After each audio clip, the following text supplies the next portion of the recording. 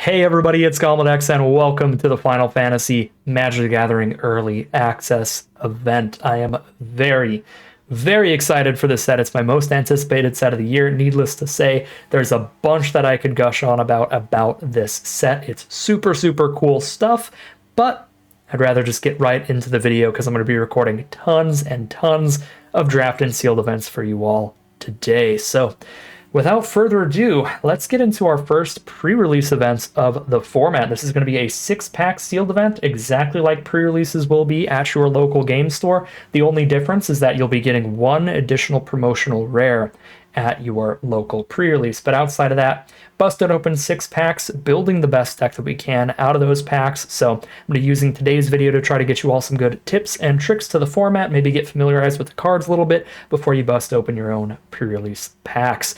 Without further ado, one quick mention. Thank you very much to Wizards of the Coast. This is a promotional early access account, so get that disclaimer out of the way. But let's just bust open these packs and see what we get to play with today.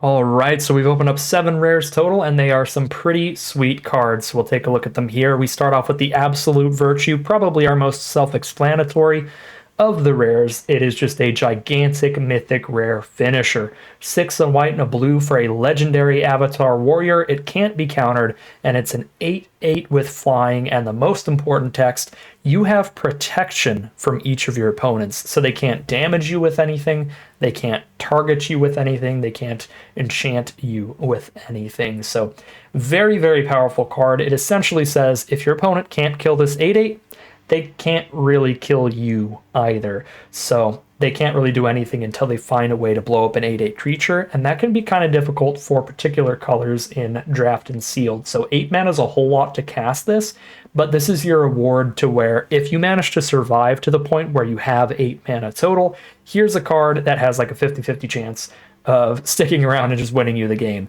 The big issue with the card is it is an 8 mana card that does die to a single black or white kind of removal spell that's just like destroy target creature or exile target creature. So I don't think this is the most powerful thing ever, but against the right deck, it'll be pretty unstoppable. So very cool card. We also have Summon Titan here. This is one of the unique mechanics to this set. This is a saga creature. So the way that works is very similar to the summons in Final Fantasy. It's a very flavorful use of these mechanics.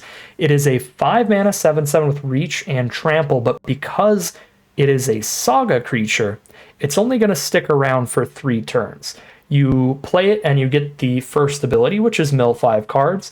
The next turn, you add another counter and get the second ability, which is return all the lands that you milled back from your graveyard to the battlefield tapped. And then on the third ability, you're going to have to sacrifice it, but the turn that you sacrifice it, you get a really strong ability of giving one of your creatures +X/+X, where X is the total number of lands you control, and trample. So very similar to how the summons play out within the Final Fantasy games, where you play your summon and you get it into the battle for a few turns. It does some really powerful stuff, but then it leaves and you're back to fighting with all of your other stuff, just your regular team. So I think the saga creatures as the way to represent summons in the set is a really cool, really flavorful mechanic, and very similarly to how they play out within the games, they are incredibly powerful cards because they only stick around for a few turns. So this is obviously, a 7/7 reach trample with a bunch of good abilities for only 5 mana is quite large. Next up, we have Triple Triad here. This is a really cool one for commander players, for multiplayer players, because this is a card that scales really well the more players are playing the game, because you get to cast a bunch of cards from everybody else's deck.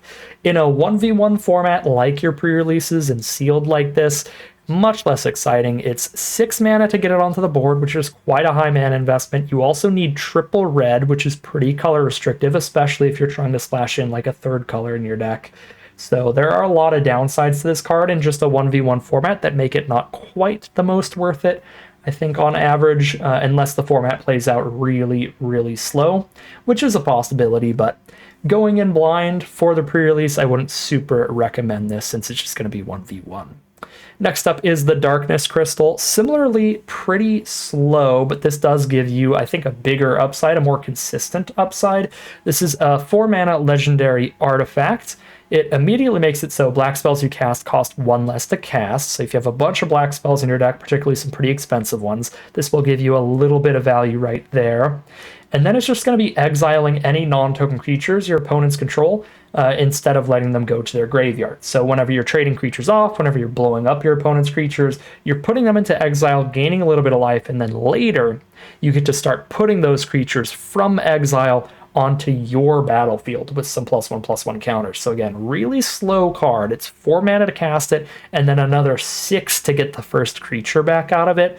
But this will grind out a ton of great value over time if you can, again, survive long enough to get that triggering and get that recasting going. So very interesting card. I'm a little more interested in trying this out than Triple Triad. I think it's a little bit more...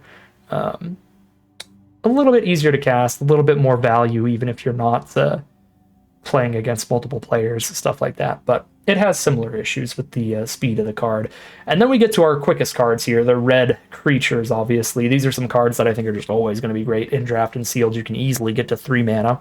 We have Joshua, Phoenix's Dominance, 1 red and a white for a 3/4 legendary human noble wizard. When Joshua enters, discard up to 2 cards, then draw that many cards. That's already a really solid card. 3 mana for a 3/4, great stat line. Plus you get to set up your draws for whatever you need with that discard ability. But on top of that, if Joshua sticks around, once you hit 5 mana, you can tap Exile Joshua and return him to the battlefield transformed under your control. He is now a 4/4 flying lifelinking Phoenix. It is another Saga card, but instead of sacrificing itself, when you're out of counters on this Saga creature, you just flip it back into being Joshua again. And so if it flips back into being Joshua, you get to discard another couple cards, draw another couple cards, and then do the whole thing over again, spending 5 mana, tapping Joshua, turning him into a Phoenix again on a later turn. So very, very cool card. Lots of great synergies with its own abilities where you can discard 2 cards, then draw 2 cards. If any of the cards that you discarded are creature cards, then when you get to the chapter 3 of that Warden of Fire Phoenix, you get to reanimate some of those creature cards back to the battlefield.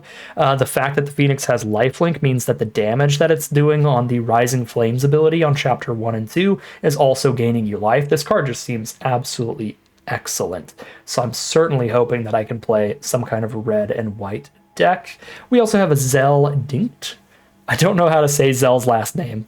2 and a red for a 0/3 legendary human monk. You can play an additional land on each of your turns. Zell gets +1/+0 for each land you control, and at the beginning of your end step, return a land you control to its owner's hand. So very, very neat card here. A 3 mana 3/3 at worst, and then just keeps getting bigger and bigger as the game goes on. And his ability plays really, really well with landfall cards, and there are a lot of landfall cards in the set. So if you've never played with landfall before, it just means whenever you play a land, you get to trigger your creature or whatever card has the landfall ability and get some kind of bonus on it. So there's a lot of chocobos that get +1/+0 every time you play a land. So Zell with those cards is really, really nice because you get to play 2 lands a turn, plus you get to keep picking up a land to replay that land on a future turn. So Zell is really, really strong with landfall cards, but also just a pretty good rate all by himself. So big fan of Zell. And finally, Ultima. Board wipes, always great in draft and sealed. Pretty hard to play around. This is just 5 mana, sorcery, destroy all creatures and artifacts. You also end the turn, so you can't like wipe the board and then also cast another creature the exact same turn, but still a really, really powerful card because you just wait till there's a point where your opponent has a few more creatures on board than you do, and you get pretty far ahead by casting the Ultima with a few creatures left in your hand when your opponent is maybe empty-handed at that time. So Ultima's still really good, which leaves us with 3 really good red and white cards as a simple direction to go, but we'll also take a peek for sure at the vast amount of commons and uncommons that we gain access to in draft and sealed. So what I always like to do, so if you're doing this at your local pre-release, is to sort things out by color. Luckily, Magic Arena does that for you. The first thing I really like to look at are the colorless cards and the multicolored spells. Some of the multicolored uncommons can be about as powerful as some of your rares because they're pretty color restrictive in terms of what decks you can put them in and how often you can cast them. So they tend to have some of the strongest abilities. They can give you some pretty reasonable directions for where to set your, for where to build your deck. So Zidane here, pretty strong one, 5 mana, 3/3. Steal one of your opponent's creatures, give it lifelink and haste, and then hit them with it, and then give it back and get a treasure token. That's pretty sweet, especially if you build a deck around Zidane and you have a bunch of other ways to steal your opponent's stuff. That's going to be much harder to do in sealed. I doubt there's a ton of ways to steal your opponent's cards and then give them back. But just the upfront ability on that is pretty good. And I already like the Joshua and Boros as well.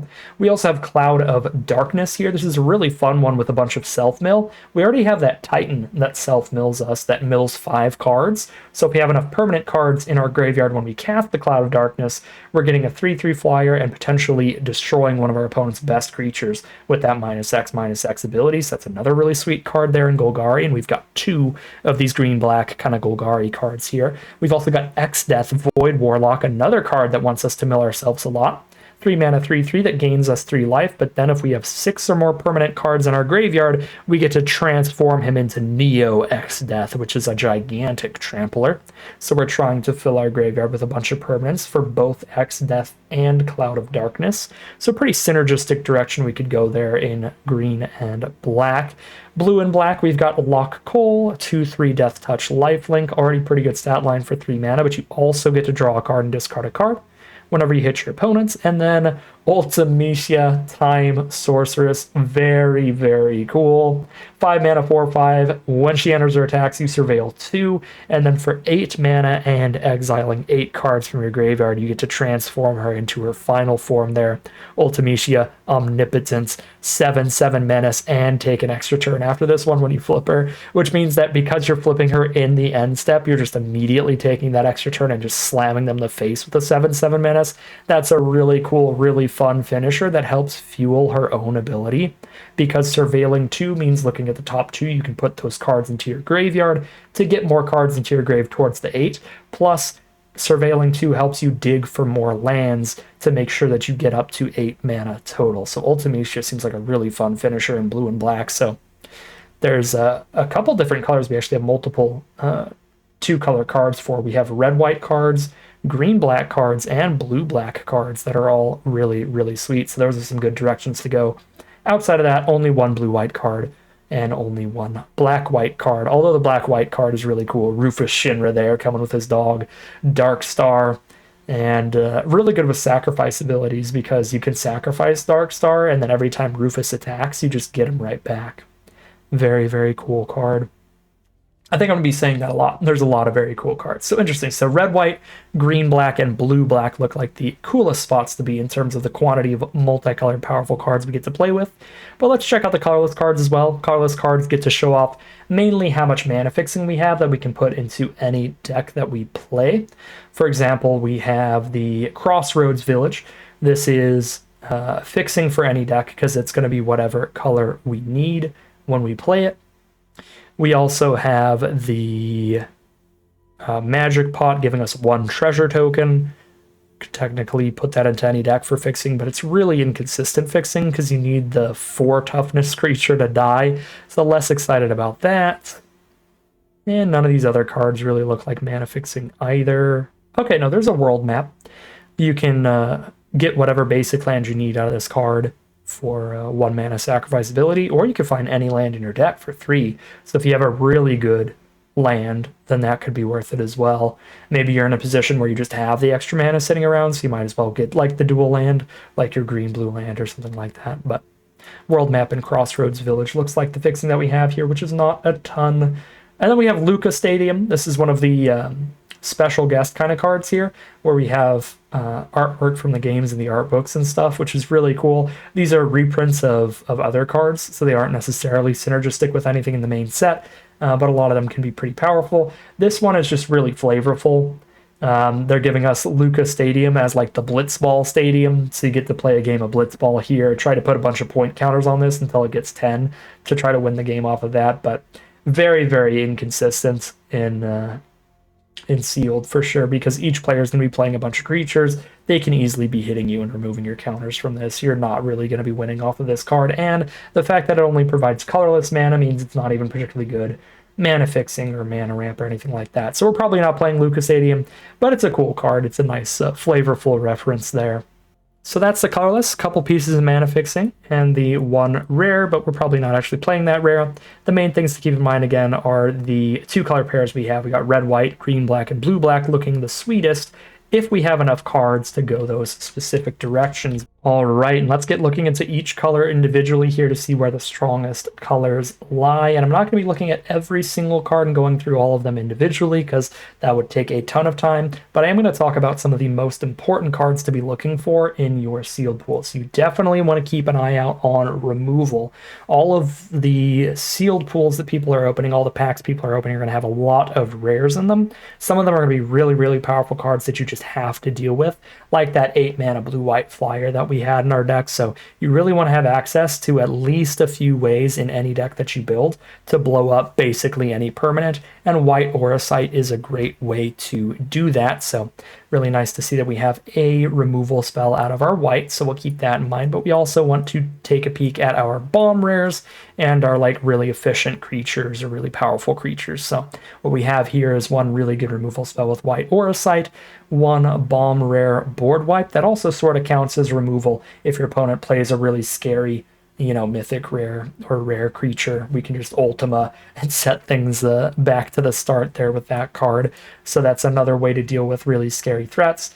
Outside of that, looks like a decent mana curve of creatures here.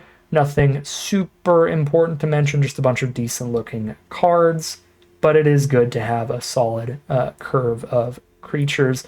Very unique ability on this Crystal Fragments card as well. This is going to be an equipment in the early game just to get a little bit of extra damage in, and then late in the game we can try to use the summon side of it to get the last few points of damage in, right? The first 2 turns that we flip this, we get to declare attacks without worrying about our creatures taking any damage. And then the third turn, we just tap all of our opponent's blockers and send the whole board in unscathed. So very interesting card there. Cool stuff.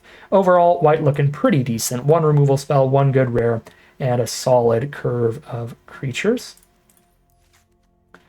Moving over to blue, we've got not hard removal with the ejects, but they are still really worth mentioning. Blue is not the kind of color that has a bunch of hard removal. What I mean by that, hard removal is like a removal spell that just straight up is like delete that card, get it off the board, it's just gone, period, forever.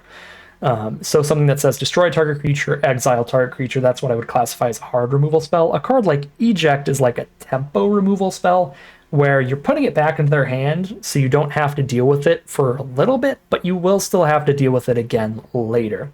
Still worth keeping in mind and keeping track of when you're checking out how much removal you have in each color. This is more of like a piece of interaction than a piece of hard removal, but still a good card to keep in mind, and it plays really well with a counterspell like Syncopate, which again doesn't quite classify as hard removal, because if your opponent resolves a good rare while you're tapped out, like the turn after you played your own good rare, your Syncopate's going to be stuck in your hand and you're not going to have a way to deal with their good rare. But if you have it alongside Eject, then it is actually going to be able to deal with anything that you want it to. Plus, if you just have the mana on tap for Syncopate at the right time, it'll also stop their big scary rares. So these are good pieces of interaction, even if they're not hard removal.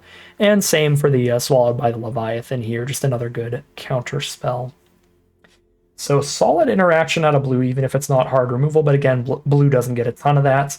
Do we have any bomb rares or anything really important to keep track here? Not really. Some decent creatures. The Wyvern seems very strong. 2/1 flyer and a 1/1 for only 3 mana.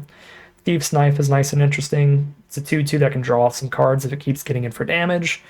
Traverse the Overworld is a really good card draw in the late game, but it is quite expensive, so we'd like to have a lot of towns to make it cheaper. Yeah, just a bunch of decent, creatures on curve. The Sage's Nuliths and the Thief's Knife are also creatures on the mana curve. So blue looks pretty solid here. Nothing super, super exciting going on, but a bunch of just decent, consistent stuff. Checking out the black now, we've got that darkness crystal, of course, that I'm pretty interested in. And this is a color that tends to have a lot of good removal in any format. But it looks like here we only have the Vane's Treacheries. These are a 2-mana instants for -2/-2 until end of turn, or we can sack an artifact or creature when we cast it and give -6/-6 instead, which can kill almost anything. So pretty solid removal to go with the darkness crystal there. And then we have decent stuff throughout the mana curve here. This Forayer can help us destroy a big creature by attacking a small creature into it, hoping your opponent blocks it at the right time. So that's pseudo removal as well. Some decent little treasure token production here with the traders. The Animas, some really good card draw later in the game. 4 copies of Malboro, which means we have 4 Swamp Cyclers here, so we could cut a land or two and have some decent creatures at the top end of our curve, as well as a more consistent way to make sure we keep hitting our mana. So that's exciting. And yeah, some more decent card advantage style uncommons here. Nice Reanimator spell with Evil Awakened. That's pretty fun with 4 Malboros. That should be really consistent. Just cycle this away and then Evil Reawakened it. Get a 6/6 Malboro onto the board, make your opponent discard a card. Pretty fun. Pretty fun stuff out of black, but again, nothing incredibly exciting. Out of red, we have tons of removal. We have 2 copies of Suplex and 2 copies of a Light of Judgment, which are both ways to blow up some creatures here. We've, of course, got the Zell Dinkt here. We've got the Triple Triad as well, but I don't think that's a card I'd be as interested in. And we've got some haste here at the top end of the curve. A couple Sandworms here to finish things off. I've got Barrett Wallace. We don't have any equipment out of our red, so not the most exciting. 4-mana 4/4 Reach is still playable, though, so I'll probably just still play him because he's Barrett. And then some fine common creatures, it looks like. Yeah, red looks pretty fine. I'm very excited about Zell and all of this removal, and the Sandworms look pretty strong, too. 5/4 haste for 5. With some added flexibility, blowing up some lands. Ooh, green is our most heavily represented color here in terms of the quantity of cards that we have. So that is pretty important to keep track of, to keep in mind. We also have, of course, the Bomb Rare Titan. We've also got a pretty solid theme here. We've got a lot of landfall going on, it looks like. So we have 2 Chocobo Racetracks. So anytime we play a land, we get a Chocobo token, a 2/2 bird that gets +1/+0 whenever we play another land. We also have the Gisal Greens, which is another Chocobo card that cares about the landfall, getting +1/+0 whenever we play a land, and we can flash it back and get another one. We've got the Town Greeter that helps us pick up a land to have another land to play later. We've got this side quest that also makes a Chocobo. And this side quest actually plays really well with the Chocobo Racetracks. These are some of the easiest ways to get multiple birds off of just one spell. So one of the best ways to actually potentially have 4 or more birds on the board to try to flip this into the black Chocobo there. We've got some mana ramp with the Gubu Gardener. That'll help us get to our big fat Chocobo, our T-Rexosaur, and our Bomb Rare, our Summon Titan, plays really well with all of our landfall cards. The Racetracks, the greens, all the Chocobo stuff. So I actually think green's our best color. The one issue that we have with our green is that we don't really have removal. We have the 2 airship crashes that can blow up artifacts, enchantments, or creatures with flying, but that's pretty narrow, right? If our opponent plays a big T-Rexosaur or something, we don't have a great way to get through that. Unless we just have like a combat trick at the right time. So if we do want to play green, which I think I really do, with double Racetrack, the Titan, some good land cards, then I'm going to want to pair it with a color that has a good amount of removal. And I don't think anything but red really had that much removal. We have 4 removal spells out of red. We had just 2 removal spells out of black. We did have a lot of interaction out of blue. But it's the kind of stuff we have to have in our hand at the right time. 2 counter spells, of course, there. But that is something. And then white, we just had 1 removal spell as well. But if you count the board wipe, it's kind of like 2 removal spells. Don't love that none of our multicolored spells aligned super super well with green. The only option there would be going green-black if we want some of those multicolored cards. Do I have more self-mill out of green is the question, because both of these cards benefit from filling that graveyard. So far, green and black have a bunch of ways to put more permanents in our graveyard. Then maybe we actually do just have a pretty simple, straightforward green-black deck here. And we can put permanents in our grave by cycling Marlboros and cycling T-Rexisars. We can put permanents in our grave by milling cards with Town Greeter, milling cards with the Summon Titan. I don't think I have any other self-mill here, but that's already like pretty decent in terms of synergy right there. Yeah, and then the Evil Reawakened is also better when you have a couple ways to mill yourself. It plays well with the Saga creatures as well. The summons will be sacrificing themselves, so being able to reanimate the Titan because it sacrificed itself is kind of sweet. So a Golgari deck looks like a pretty fun spot to be here. I really would not mind it. I'm a little sad I am passing up on those Boros rares, but I do really like the green and black cards that we have. Really just the green cards that we have in the sealed pool. And I don't really want to play green and try to splash in some cheap aggressive cards like Joshua and Zidane here. Although Joshua is still stronger later in the game. So I could see an argument for going green-red. We get access to all of red's removal spells, and then we can just splash in a little bit of white to be able to cast Joshua later in the game. And that could be pretty cool too. So yeah, there is a cool red-white deck available in this sealed pool as well. But I'm very into the green. So I'm definitely doing green. The question is green, black, or green, red, splash white. What did we have in terms of fixing in terms of lands here? We did have a green-white land. We, of course, have the Crossroads Village in the world map as well. And we had a green-red land. No green-black lands here.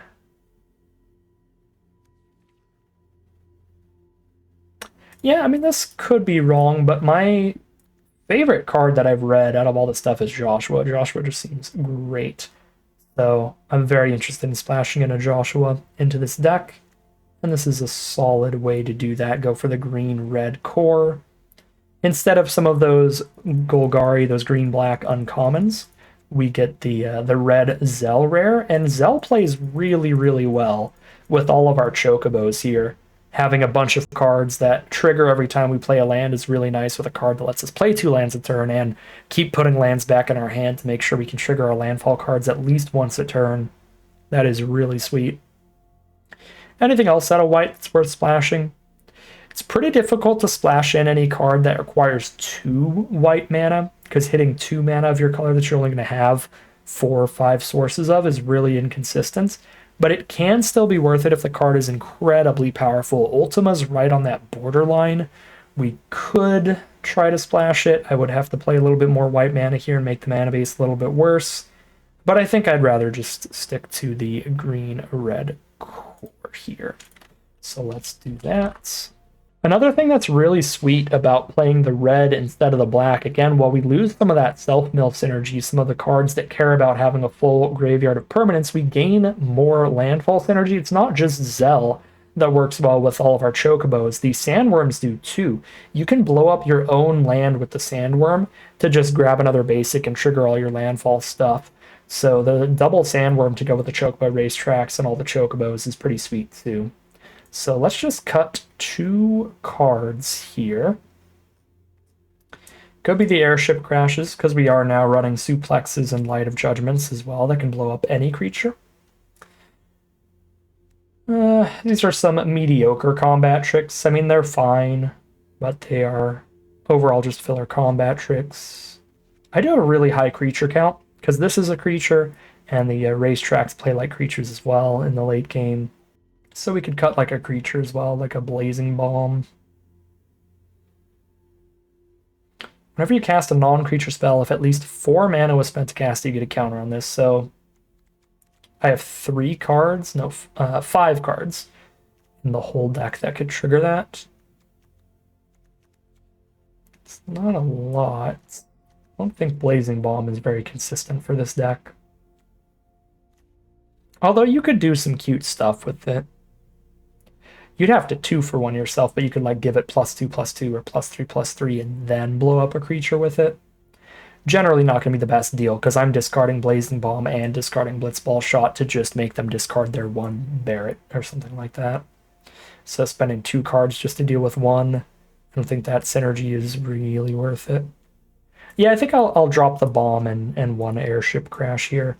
We could also cut 1 land. The world map can pretty much replace a land. You turn it into another land. But this is a deck that, because I have so many landfall cards and some really powerful ones like the Double Chocobo Raceway, I would not mind running what is essentially a 17.5 land deck here because we also have world map.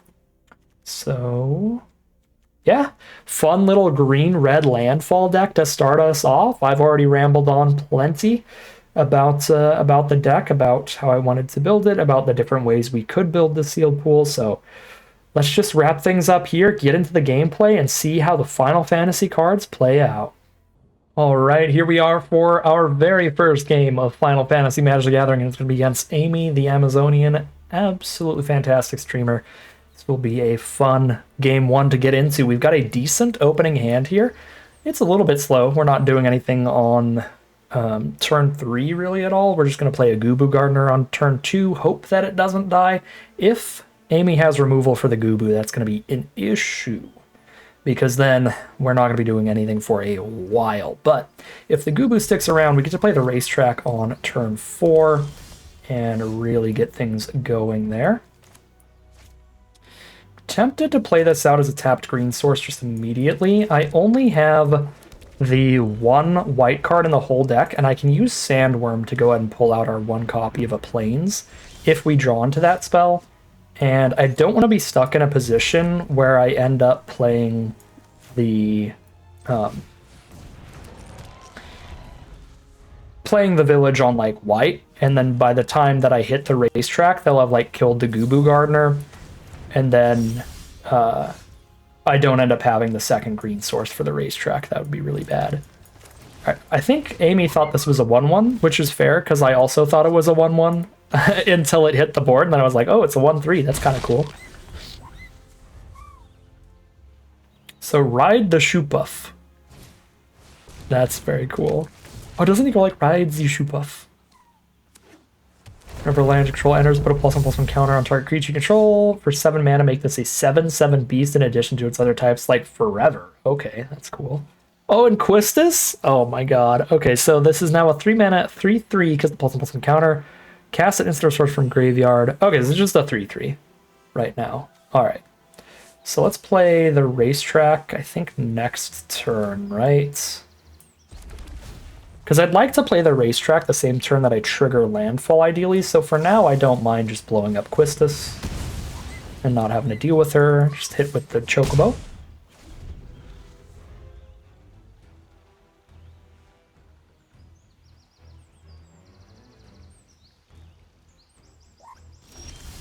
Okay.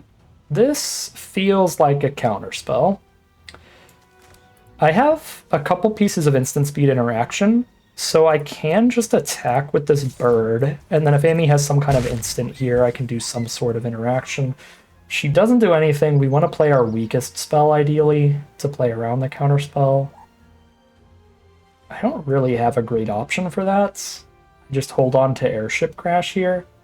The problem is, like, I really want to play a Chocobo Racetrack before anything else. I don't want to just play a Sandworm here to bait a counterspell, because I want both of these to resolve.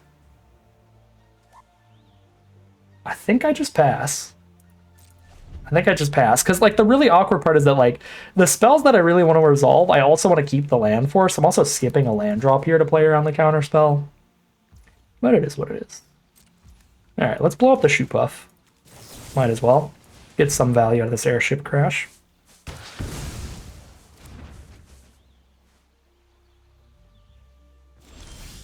Cool.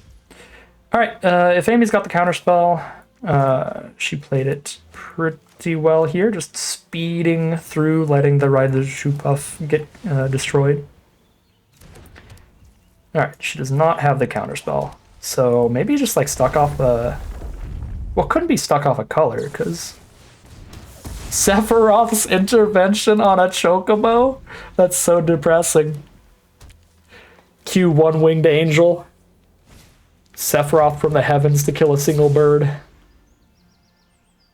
Alright, so she was just holding on to removal spells, I guess. There's Ultimecia, which we obviously need to kill, but I've got more removal, so we'll be able to do that pretty easily. Goodbye, Ultimecia. Hello, another Chocobo. Always play these lands pre-combat to get those buffs. I might have forgotten to do that on an earlier turn. I think the only turn I didn't play a land main phase 1 was the turn where I didn't play a land at all, but I could be wrong. There's a world map. Get whatever land she needs. I was going to say there's a chance she's stuck off of like a 4th color, but that didn't seem likely. Yeah, she's just grabbing another forest. Diamond weapon! Oh my god, we've hit the end game now. 8/8 reach, prevent all combat damage that would be dealt to it. Oh lord. Well, I got a really good draw. A second Chocobo racetrack is wild here. If we make our board wide enough, we can just attack with everybody. She can only block 1 card with the diamond weapon. And we can find lethal that way. So this triggers... next turn, this is going to turn into a Chocobo, which is going to put another land onto the board, which is going to trigger all the landfall. Oh, but she's got more removal, so another bird has died. Oh, I will take 8. I will take 8 all day long. I'm actually really happy she went for that attack, because now all these Chocobos just get to get in. Unless she has a board wipe. This should be basically it. But I'm not going to play around a board wipe here. I'm going to go all in. It's early access. Let's just get damage. Woo! Chocobo's just popping off. Now I can absolutely chump block Diamond Weapon next turn. Yeah, she's just over it. Fair. I think it was actually lethal, wasn't it? Yeah, because she could only block the 5/4 and then take 4 damage from 3 different cards. She was at 12. That was sick. We didn't get to flip the side quest. We didn't get to get the Black Chocobo to get another land and trigger all the landfall cards again, but we got both copies of Chocobo Racetrack, and that obviously leads to really explosive turns, especially with a card like Sandworm giving us a second landfall trigger. So really cool landfall stuff. The Chocobo deck popping off in our first game. All right, here we are on the play for game number 2. This is a really sweet hand. We've got all 3 of our colors. We got that Chocobo Racetrack, which we've seen has been an excellent finisher for us. So getting to the 5 mana should be awesome, and it should be simple enough for this hand to do, thanks to the Town Greeter picking up another land for us. A little sketchy. We only milled 1 land there, so there was an opportunity to miss. Luckily we did. We did get there, though. Not the fat Chocobo, though. It's gone forever. Okay, well now I am back to being a little bit sad about not hitting more than 1 land off that mill, because now we have the card that cares about us having even more lands in our graveyard, ideally.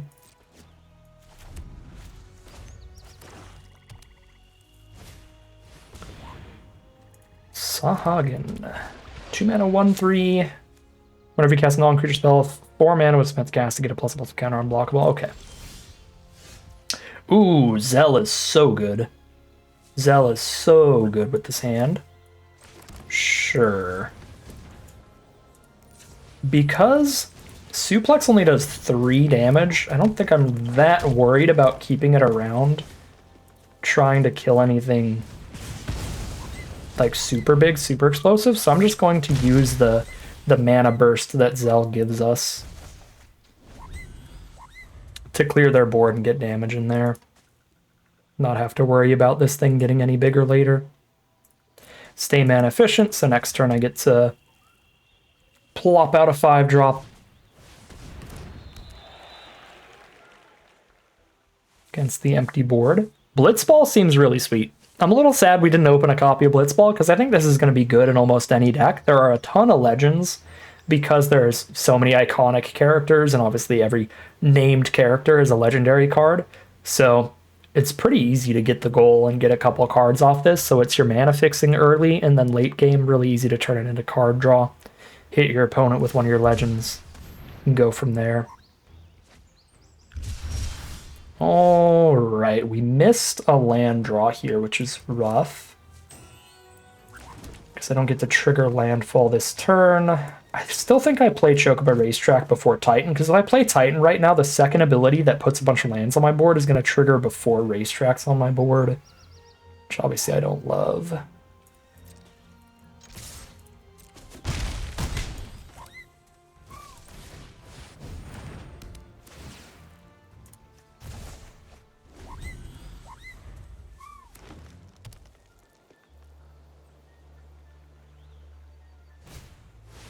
Run to the marks. That just destroys one card, right?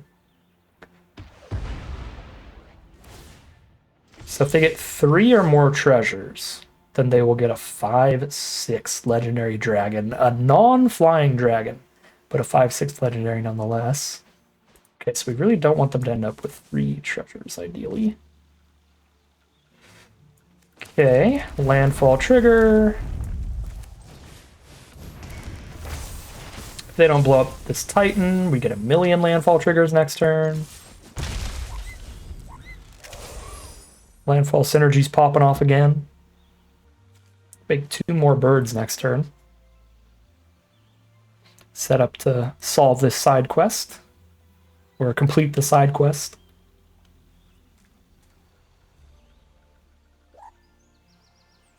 If they don't blow up the Titan as well, it's a 10/10 coming in. Should be almost impossible to block. Okay, they do blow up the Titan. Sephiroth again. Doo-doo-doo. So this will be a second treasure token. So obviously they're trying to get to 3. So they can have a big blocker up here. I'm gonna pray they don't blow up one of these birds, because this is exactly 4 birds right now. Ooh, one of them is different. I didn't even notice that before. One of the birds has unique artwork. Cool. The coolest chocobo. Yeah, this is more... well, I mean, I guess it depends on the game. It really does depend on the game. But I would say this is more of the kind of chocobo that I think of than the kind of chibi chocobos. Oh, wow, it resolved? Let's go. I've already got the white source, so I'll just get more green. Whee! We'll see how they survive here. They have a whole bunch of mana untapped. So they're likely to be able to, but we'll see. I mean, I've got a double trigger, a triple landfall trigger, actually. I think. Oh no, it's because the black chocobo gives all the birds +1/+0? Jeez Louise. Okay, they're just dead. Fair enough. I'm like, how are these 6 power? What's going on? It's because the black chocobo buffs all of them for every land, which is insane. Yeah, all the other ones just buff themselves. Wow, okay, so this Raise a Chocobo card is like the sickest if you can flip it. This was a really synergistic sealed pool to open up, getting double Raceway in the side quest to Raise a Chocobo. That is 2 for 2. The Chocobos are undefeated as we move into game number 3. Here we are on the play for game number 3. Another really synergistic hand, the Racetrack plus the Summon Titan if they don't take out either of these. And then that Wombo combo should hit pretty hard. And we have the Town Greeter here to try to guarantee the next land drop to make sure we get to at least 4 out of the 5 mana needed. This is a great way to start things off. And there's the 4th mana, so all I need is for this Town Greeter to find a green source. And it did. It's a tapped green source, but a green source nonetheless. A little sad we're not going to be able to play with Zell this game, but still a solid start. We're playing against green and blue. Green, blue, red, white, so the full-on town deck here. Yeah, picking up the blue-white source there. Alright, no 3 mana card, but a second Chocobo Racetrack. Yeah. We've got a plan. Just play 2 of these in a row, hope they don't have ways to blow up artifacts, and then even if Titan doesn't end up doing anything, that's going to be a lot of creatures. There's the Ride the Shoop-Off. Take 2, down to 20. And I think think I'm supposed to play Barret here instead of just playing a tap land. We can play a tap land on turn 6. It'll still trigger landfall. There's one Chocobo from our opponent. The Gold Saucer! Oh, let's go. That's sick. Flip a coin if you win the flip, create a treasure, sack the artifact, draw a card. I mean, that's fine. It's a fine card. Really flavorful, though. That's super cool. Hey, Joshua. You are a really strong card, but this hand just does absolute Chocobo nonsense. So I don't think I'm casting you for a long time. Sadly, Joshua turns into a phoenix, not a bird. No bird synergy there. Oh, this town greeter is really riding the shoe puff. 4/4. Sure. Combat trick my Barret. I have 0 equipment in this deck, so I'm not that worried about keeping them. Yeah, sure. I will trade 1 Barret for 1 Magic Damper. Just activate the Gold Saucer. Light of Judgment is the draw. Alright. It's going to be good to have. If they play an equipment, that's going to be really strong, but we're still all in on the double racetrack.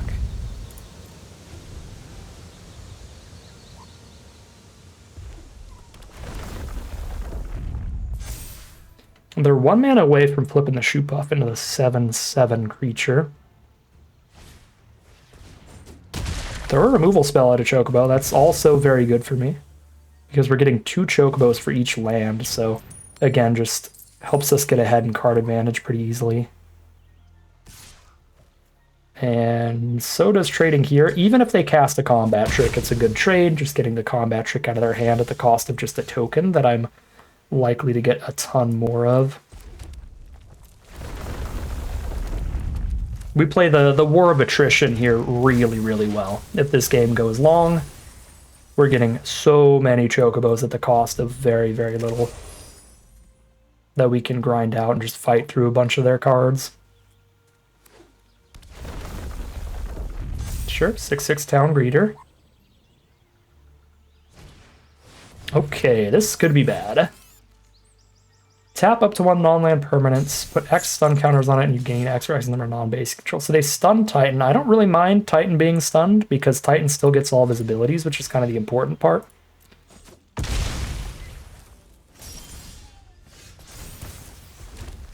Cha-ching!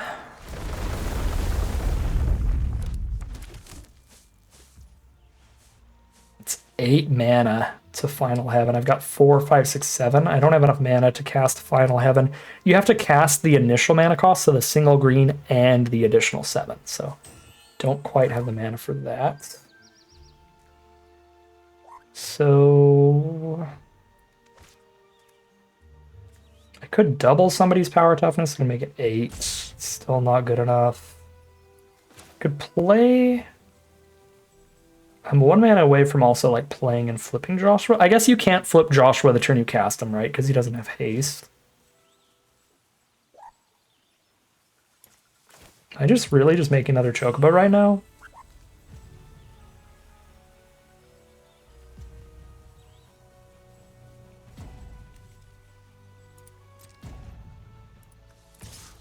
I guess I can double the power and toughness to kill the 8/8 here, if they block. And that's not a bad deal at all, getting an 8/8 out of the way.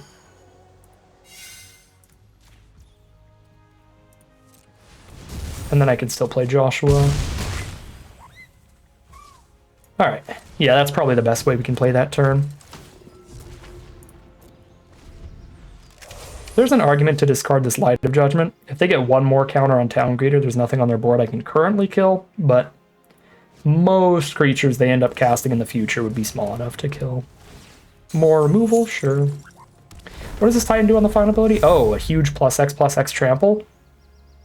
Okay, I forgot about that. There's a possibility I shouldn't have gone for the kill on the 8/8, because if I just waited till I gave something like +10/+10 trample and then tripled the power toughness, if they didn't have instant speed interaction, that probably would have been a one-shot kill. But we're still quite a far ahead here. They have basically nothing but a 7/7 left.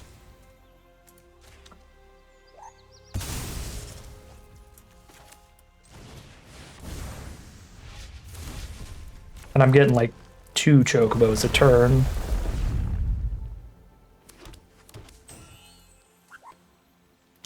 Kill one of these, take 12, 13, 14, 15, 16, 17, 18, 19, 20, 21. Yeah, they're dead in 2 swings. Oh, I miscounted. I had 1 less attacking this turn, so put them to 5. Still enough to kill them in another swing, even if they get the 7/7 blocker up.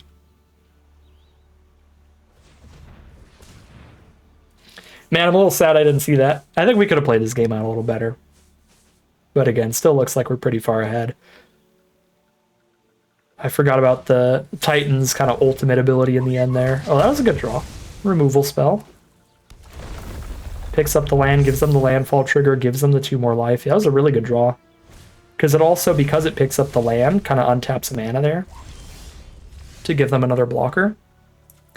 Not going to be enough still, but it was really good. Yeah, I'll have to keep that in mind in the future. If I have Titan and Tifa's Limit Break, triple power on a creature that's already going to be like a 10/10 trample at the smallest will be insane. So, Chocobos still take it though. Double Chocobo Racetrack is just wild. That is 3-0 undefeated heading into game 4. All right, we're on to game 4. On the play again. We've got pretty good luck today in terms of being able to be on the play most of these games. I have the world map to turn into another green source later. Actually, I think you're supposed to just start with your main color and then use your later source later, but start with the greens over the Razor Choke. But I will be suplexing this thing before it gets too big, but I don't need to immediately suplex it, so if I wait a turn, then I get to suplex it and attack in the same turn.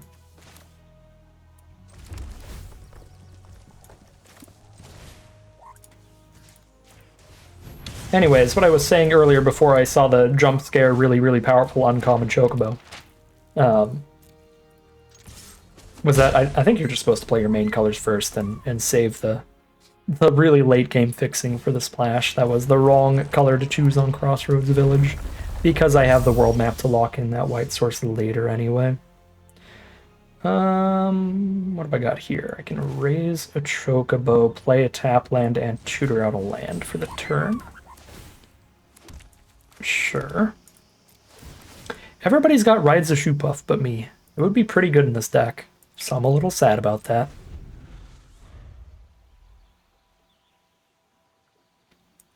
Definitely getting another green source. I've got 3 red sources. I've already got the white source, so we'll world map into green.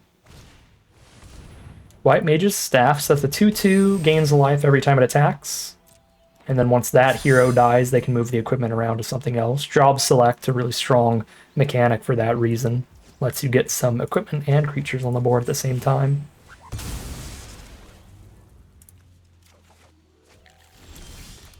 Ooh, that was a good draw.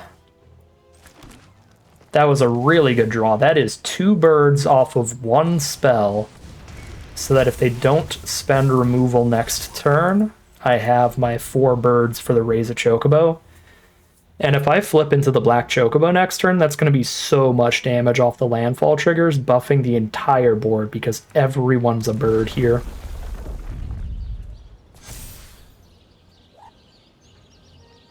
I've got a capital city as well. Oh, that's pretty flexible. So it filters their mana into whatever color they need, but you can also just cycle it if you draw it late in the game.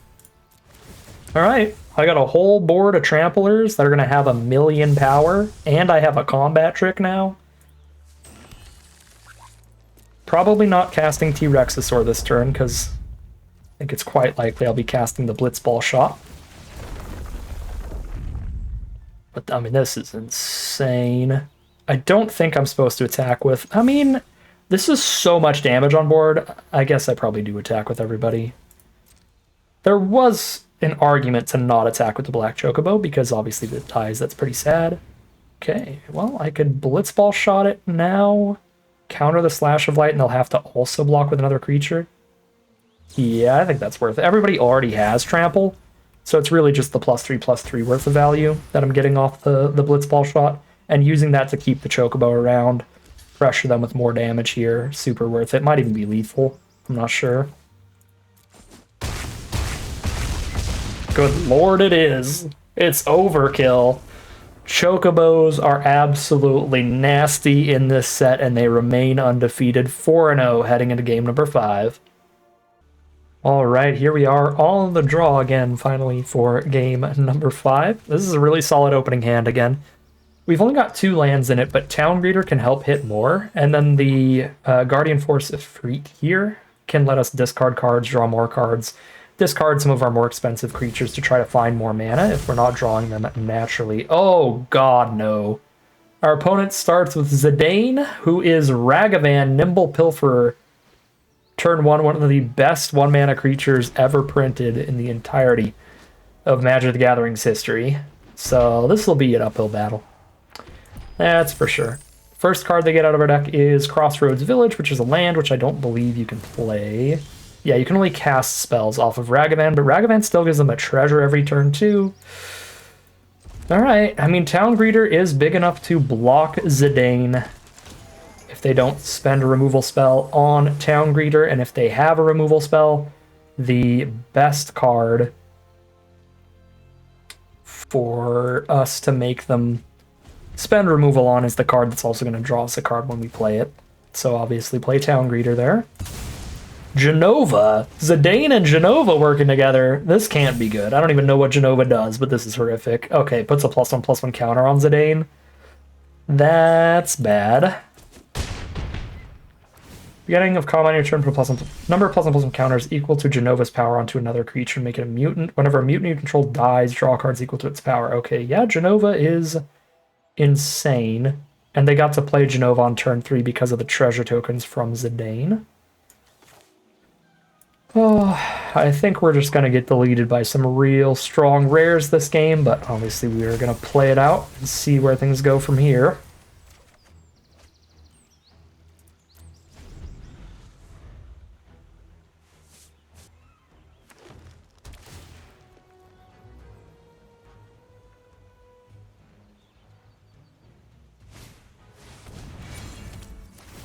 Yep, and then Lionheart to blow up our blocker. Get the +1/+1 counter. They can equip Genova and get extra counters onto the board soon.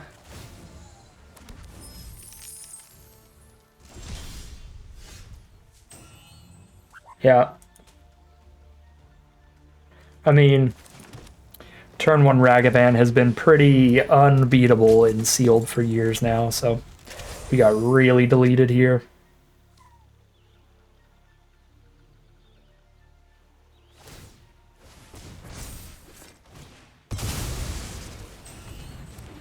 Yeah, and then another rare Barks and Boko.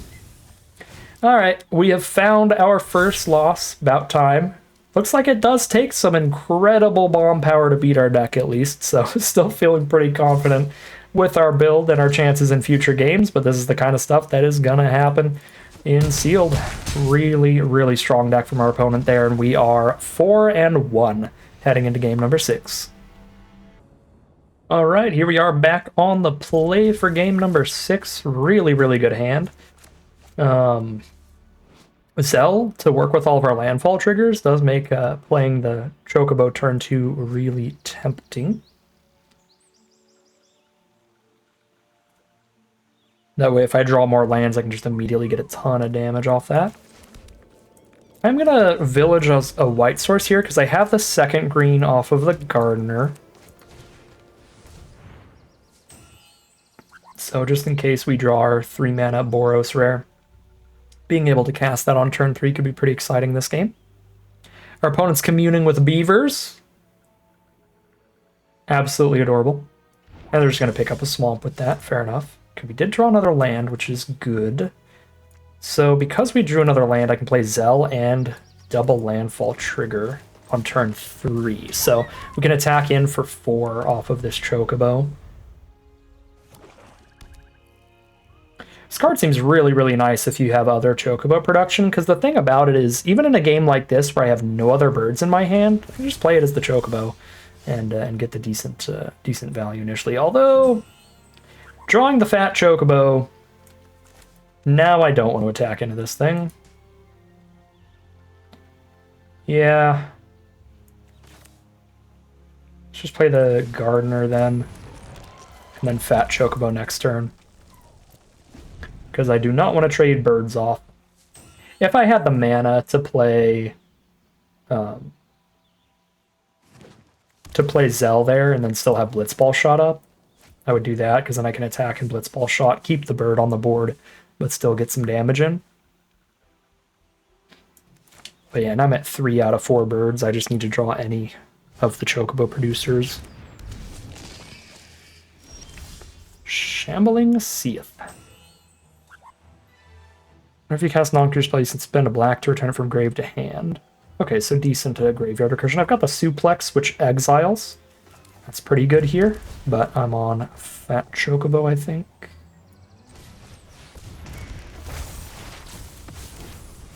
Do still need to find one more bird within the next 3 turns. I guess the next 2 turns.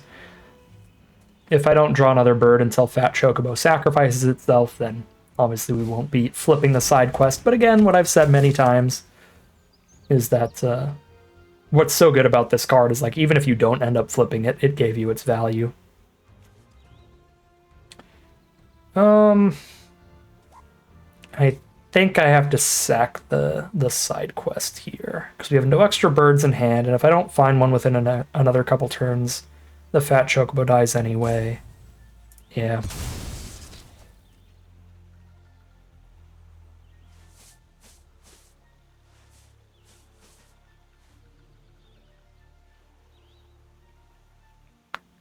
I mean, the way that this hand is shaped here makes it very, very good at pushing damage in if we just leave the maximum power on the board like this.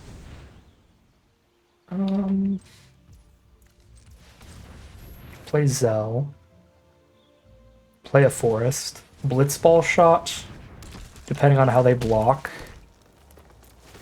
And if they don't block somewhere where that is valuable, then I can just suplex post-combat.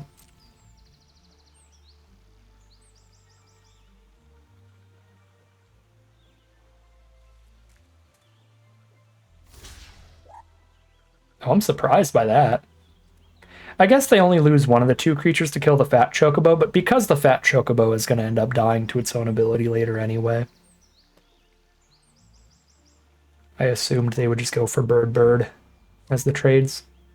This plays a lot better for me if they block like this, because then I can Blitzball shot, kill both their creatures, and lose nothing of my own. If they block the birds separately, then I only get to save one of the birds. So that was pretty lucky that they chose to block like that. Now, there's plenty of cards they could have in their own hand that would make blocking that way make a lot more sense than blocking the birds separately. So I'm not saying they misplayed or anything. I'm just saying that I'm happy that that is how things ended up going there. I'll save the 6 damage removal for later. We'll just exile this bird and see if we can't get lethal this turn. Obviously, they're quite likely to have some kind of instant here. Sephiroth's Intervention. It's always Sephiroth, isn't it? Alright, so this will not be lethal, but it will still be close.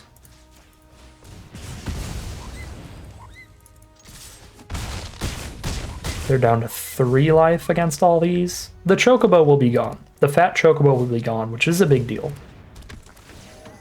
Oh, if they find a town, they gain a couple life here. They did not find a town. They found a swamp. So this is on board lethal. Attempt the lethal swing. And it hits for lethal. We are 5-1. Chocobo train doesn't stop. We're heading into game number 7 now. All right, here we are for game number 7. We're 5-1 right now, and we have no white sources in this hand for Joshua. But I'm still gambling here. I'm going to get a little greedy on this one. We have the Goo Gardener. If they don't blow that up, getting towards the racetrack is huge. Now we've got a Suplex to deal with their own threats. Pretty important on the draw.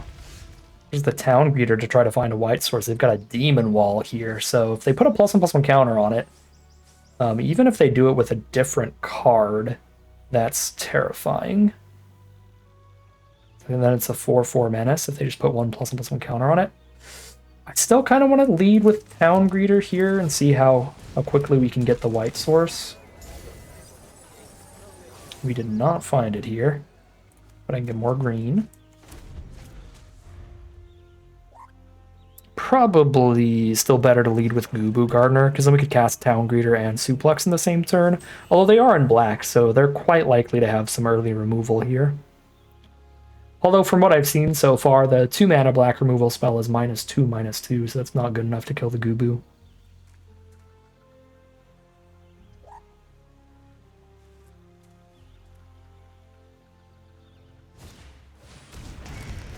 Summon Fenrir, so that's a good like mana ramp summon.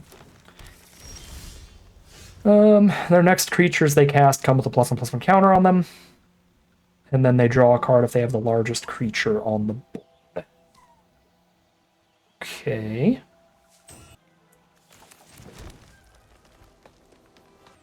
I think they're likely enough to draw another card off of this. I wouldn't mind suplexing it here. I think I sequenced this game out really poorly. I really should have played the Gardener. Being able to have the Gardener, the Town Greeter, and the Suplex all cast at this point would have been really good. And because I didn't have the extra mana this turn, I didn't get to do that. Because then I could have all those spells cast. Next turn I can play the Racetrack.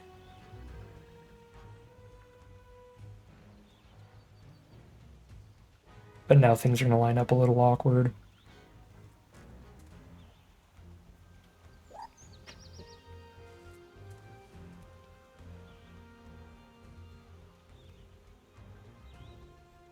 Yeah, I got a little greedy hoping for turn 3 Joshua.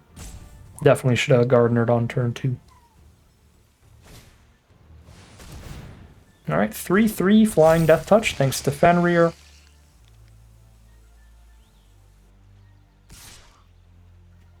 Send it in.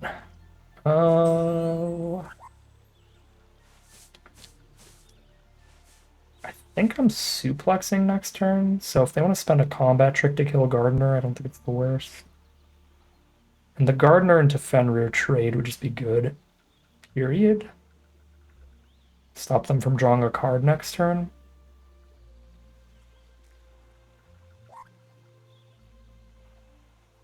I mean, I guess if I just draw a land, I probably need to just play Racetrack next turn.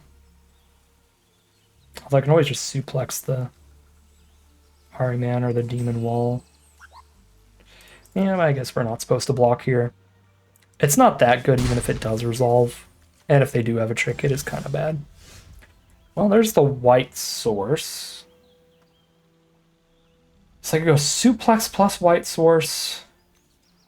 6 mana for 2 counters on this thing, but then it's a 5/5 menace, and then it just keeps getting bigger. I think I leave them with the Flying Death Toucher then and kill the Demon Wall instead. If they have the combat trick, though, the combat trick could also save things from suplex, but since this is an artifact, I could actually choose to exile and they don't get to save it.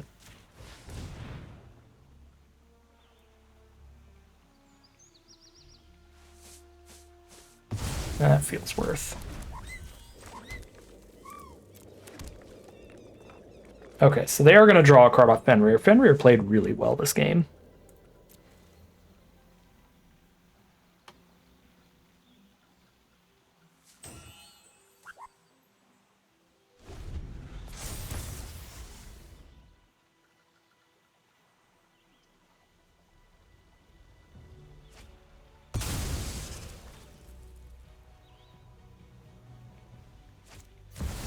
Buster Sword on a flyer. Well, rip.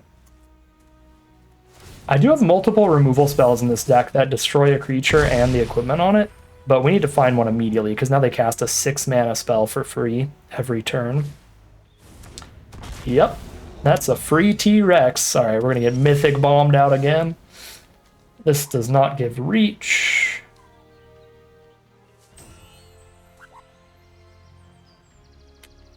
Yeah, we straight up need to find that removal.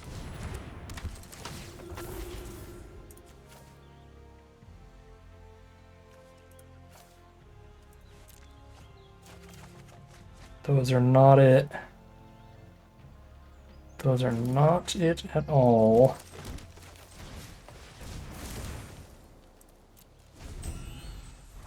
Here's another free 6 mana spell. And we're down to 5.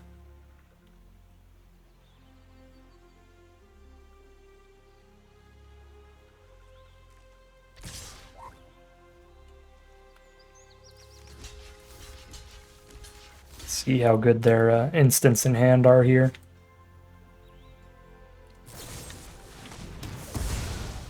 Sure.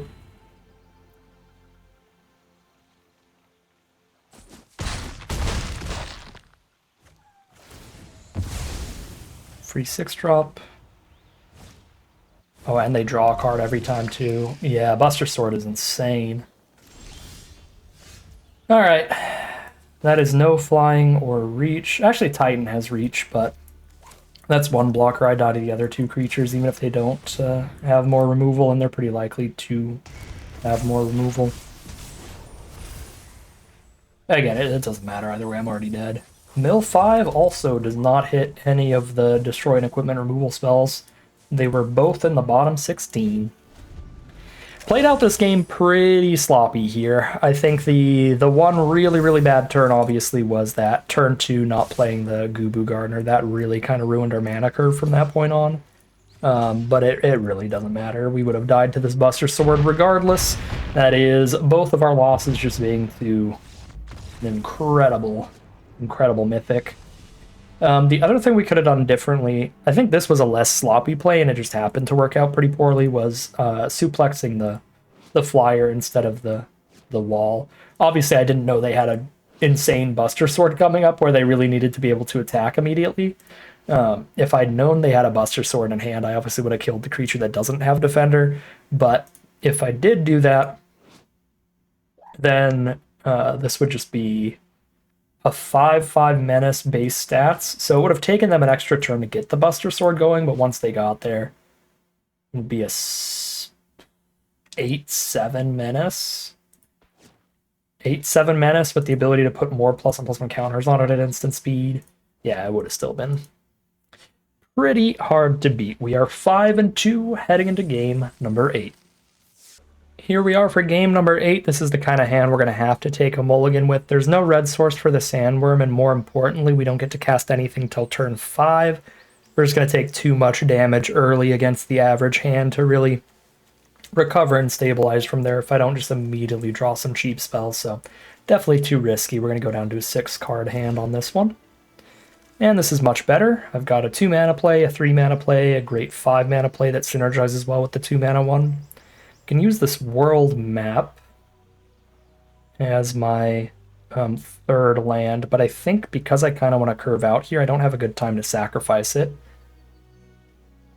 If I keep just 2 lands in the world map, right? I play land 1, I play the world map, but then turn 2 I want to go land, raise a Chocobo, turn 3 I want to go land Ifrit. If I don't draw another land naturally, the world map actually plays pretty bad, so I'm going to get rid of that.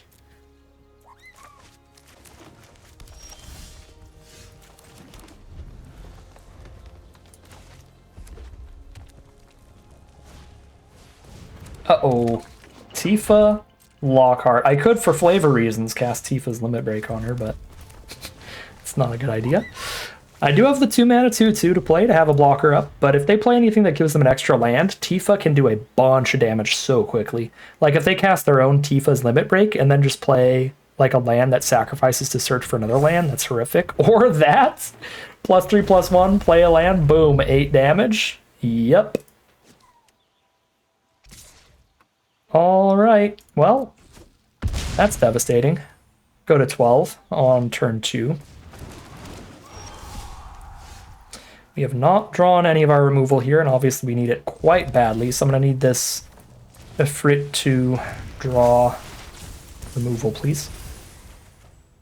Well, Light of Judgment is the 5-mana removal. I do really need the suplex. Suplex Tifa into the graveyard.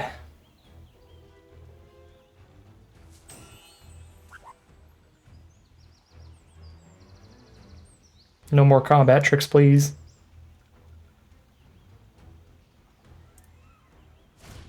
Play Warrior Sword. Okay, so at least the card that they exiled off the haste magic isn't castable here.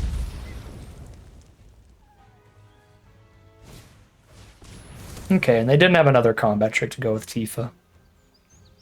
Now they just have a bunch of 2/2s and 2/1s and stuff. They got a pretty good lead on the life totals nice and early, but if we can play the long game here, we should be in a pretty good position.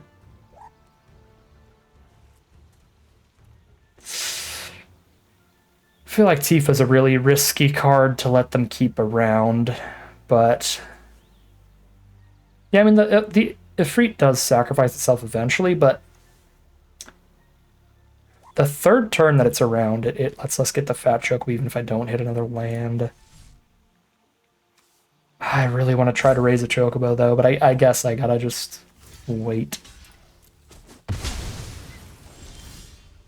Okay, Town Greeter's a good draw. I think we ditch the limit break here. Okay. Just feels too risky to ditch a land, because then if Town Greeter doesn't hit, I've got a really, really bad sign. It did hit, but it also milled our Chocobo racetrack, which is devastating.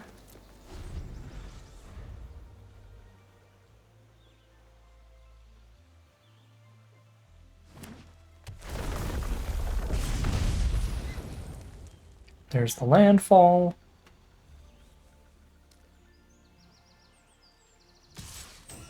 Send in the bird. Take the trade here. Because now I just naturally have the 5th mana to play the Fat Chocobo, and because the Ifrit is going to sack itself eventually, getting it to actually trade off into something is pretty valuable. Equip 6 for +2/+2 reach. That's kind of scary. They can move that anywhere.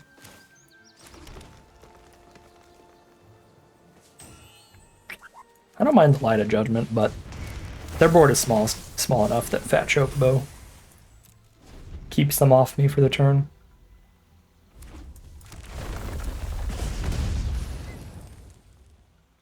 Well, we've run them out of cards here. All they have left is one more Chocobo off of the flashback, and the board state is already pretty even. We're going to have the first draw step here. I think we're actually ahead by a little bit, despite our life totals being obviously quite skewed in our opponent's favor. For 8 mana, this gets +1/+1 for each permanent in their grave. They have 6 mana right now. I'm not that worried about it. But I could play Suplex and Zell. I can't play Light of Judgment and Zell.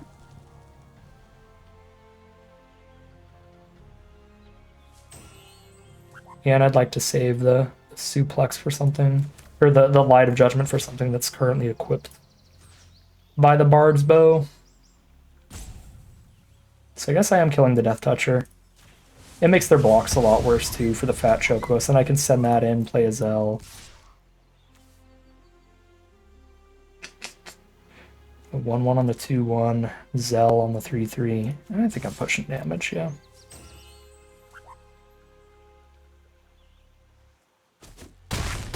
Get them to 13.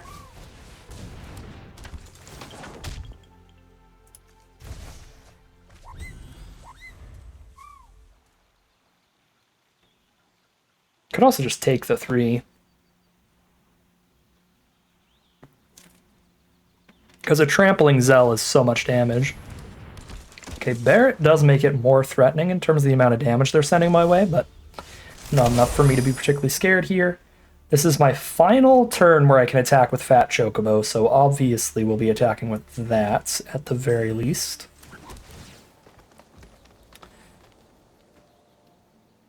I would really like to blow up the Bard's Bow,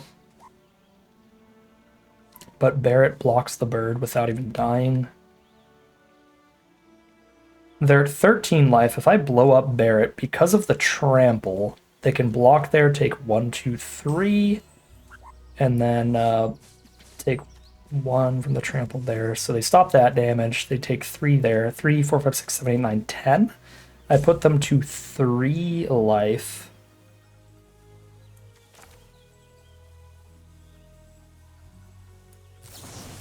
Yeah, I think I'm actually letting them keep the Bard's Bow here.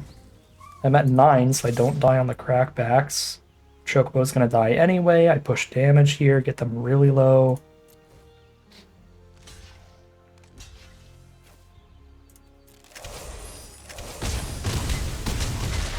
Yep. And here's the top deck war. No, the first draw's a Gigantode. That's going to be a 6/6 as soon as they play one more land, and our draw is not a white source. We are halfway through 0 white sources. This is bad. This doesn't get trampled, though, does it? No. So they're going to put the bow on it. I'm going to have to chump. Yep, I think we hold on to this mountain because we have so many good landfall triggers in our deck. If I draw into our other copy of Chocobo Racetrack and I have played this mountain, I'll be really sad.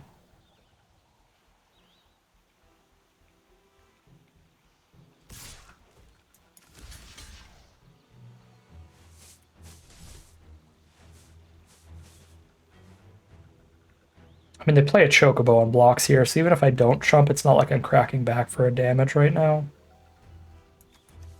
Yeah, I'll stop 6.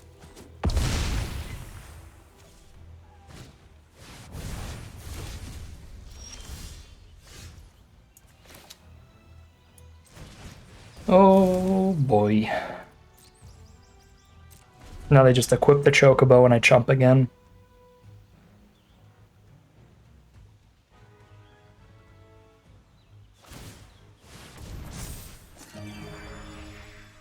Oh.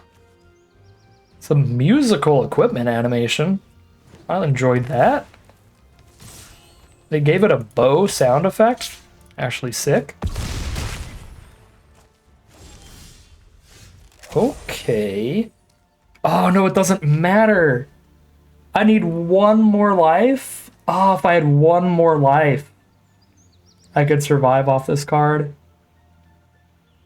Oh, that's a huge bummer. I don't think I've drawn either of my hasters either, so I had 2 top decks that would have killed them immediately. Yeah, I could have drawn either Sandworm for instant lethal there. That's a bummer. So close. Another bow. I like that musical animation. That's pretty sick. Ah, 1 life. 1 life from the dream. I mean, there's no guarantee we could win off of another turn with the Titan on board, but they would not have been able to attack at all if we had 1 more life. Because they don't kill me there unless they attack with both. Right? So if I had 1 more life and they attacked with both of them, I kill one of them, take 4, and then attack with this and they die on blocks. So and obviously if they attack with just one of them, then I just block it and kill it for free. So yeah, we had another really good turn to have quite a chance there if we had just 1 more life. There was probably an opportunity somewhere where I took an extra point of damage. That was still such a close game. I mean, for taking like, what, 8 damage on turn 2 from Tifa early, that was a lot closer than it was looking early. Sad way to end it. I think this deck was really, really strong. We got 5 wins, which is still pretty solid, but would have liked to see the deck go the distance. Still very, very happy with the deck build here. I think the green-red landfall strategy worked out pretty well. The Chocobo synergies were excellent, particularly, of course, the side quest Raise a Chocobo was so much better than I thought it was going to be because I wasn't expecting to really flip it at all, but with double Chocobo Racetrack, we got that thing flipped, got the black Chocobo out, buffed the whole board of birds multiple times. That was pretty excellent. I think Light of Judgment was a pretty big overperformer. I think in both of our losses, drawing another copy of this would have been really good. Like the time that we lost to Buster Sword, this card would have been insanely good. One of the only cards in our deck that would have kept us in that game. And then that final game there, if we drew our second Light of Judgment to blow up one of their creatures, that still would have been really good. So this was a lot better than I thought it would be, even at 5 mana.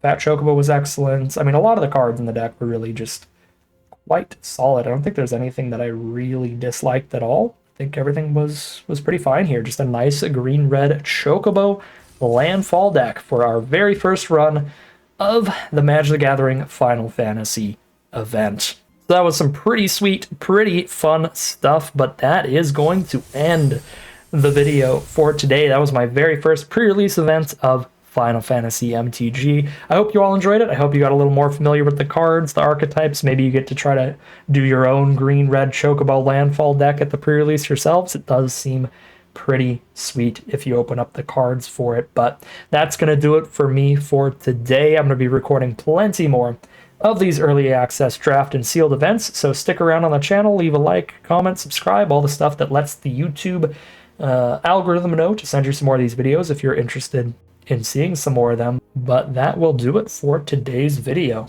As always, I'd like to thank my patrons and YouTube members for their support, as well as you for watching the video. If you enjoyed it, again, if you're interested in seeing some more, you can like, comment, subscribe, all those good things to let the YouTube algorithm know to send you some more of these videos in your recommended feed. If you'd like to catch me live, you can check out the Twitch channel in the link in the description below. If you'd like to support the channel directly, you can check out the Patreon link in the description below. And other than that, as always, thank you very much for watching, and I'll see you again soon for some more Magic Arena.